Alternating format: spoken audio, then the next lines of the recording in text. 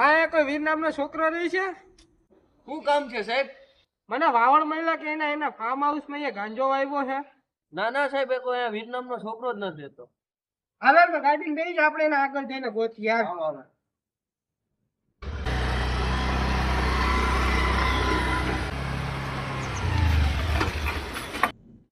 મારે કોઈ વીર નામનો છોકરો રહી છે. સાહેબ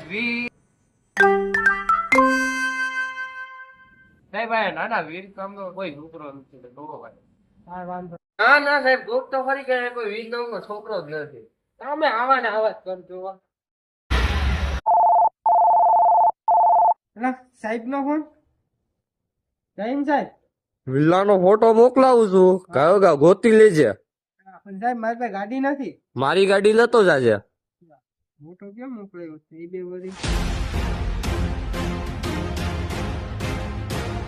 આ તો હમણાં વચમાં મારી ભેગી રખો હતો તો આને ગોતવો જોઈએ.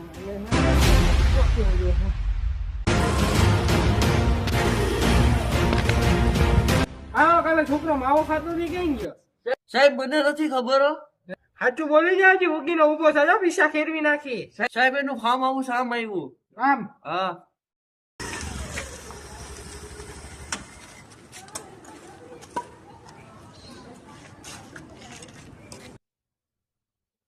સાહેબ આયા મારા માણસમાં આપતો જાવ. ઓહો સાહેબ, તમે મારા ફાર્મ હાઉસમાં.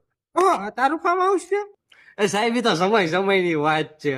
તો એ બધું રહેવા દે ને. વિલ્લો ક્યાં છે? ગાંજો વવાઈ ગયો, ગાંજો ઉતરી ગયો, ગાંજો વેચાઈ ગયો, વીરભાઈ ડુબઈ વયાઈ ગયા, અને તમે અહીંથી પોસા પગે ખસકાવ. પેલી વાર મારા હાથમાં આવી ગયો ને મારા દીકરા, તો ત્યારે ને ત્યારે જ તમારા પૈસા ખેરવી નાખત.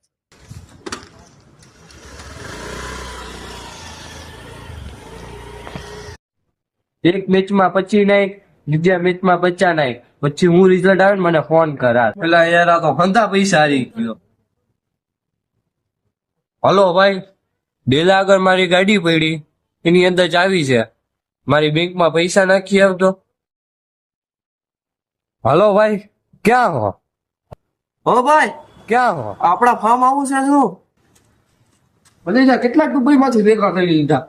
અરે દુબઈ માં થોડું કરીને આવ્યો યાર. હા, જીનને જેની લઈને ફાર્મ હાઉસ માં છે. આજ તો એના પીછા ખેરવી નાખું. તેથી મારી જ ભૂલ હતી યાર. પકડી લીધો હોત તો કેસ સોલ્વ થઈ જતું. ગો ભગત ની ક્યાં છે તારી પાસે કોનો ભાગ હતો? વપરાઈ ગયો તો હું કરું? હવે કયો ધંધો ખોલશું? હું એ જ વિચારું કે હવે કયો ધંધો કરવો. તો ગાંજો આવી દો પાછો. હાલો. હવે તમે માયમાં હારા કામ કરશો ને હાથ વાળો જેલમાં નખાવો. હાલો.